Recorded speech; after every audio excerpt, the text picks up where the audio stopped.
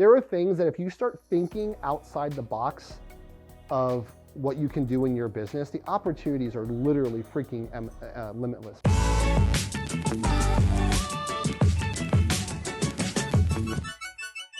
If we're open-minded enough, and this is like going on a different riff, and this isn't like about real estate, but good.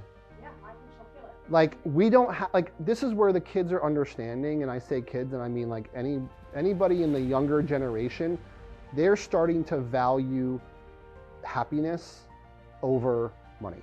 Money's important, but I can see it. I see the people that are traveling, the people that are in their vans and in their RVs, and then that's their life.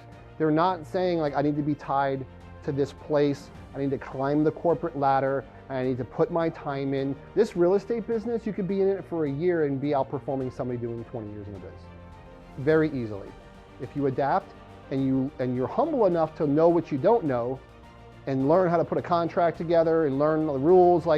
But you're already learning some of the other stuff, being younger in the business and like not being afraid of social media and adapting to it quicker and being able to get stuff in front of audiences. But like, I love hearing kids say stuff like that because they don't have to sit at a job, earning X amount of dollars a year doing something they don't like. They could have a TikTok channel doing makeup and make $52,000 a year and be happy.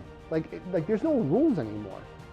Like one day I'm gonna talk about Star Wars all day and make a living off of it, and that's gonna be my job. So, and the other thing is too, like thinking outside the box, like, finding things that you like. I love Florida State Seminoles. Like I went to Florida State, I met my wife at Florida State, and I listened to this podcast all the time that I was like, listening to these people, I was like a fanboy. It's like kind of like I'm a fanboy of Kenny Chesney. So like I'm listening to these guys and I'm like, oh, I just wanna like be associated with them. Like I would love if Bud Elliott, who nobody knows, right? But I know him from a podcast.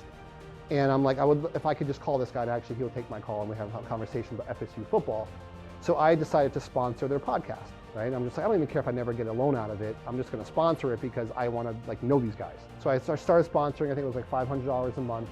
And 3 years later, we've closed 300 loans off of a podcast from Seminole football. Like, I'm just saying, like, there are things that if you start thinking outside the box of what you can do in your business, the opportunities are literally freaking limitless.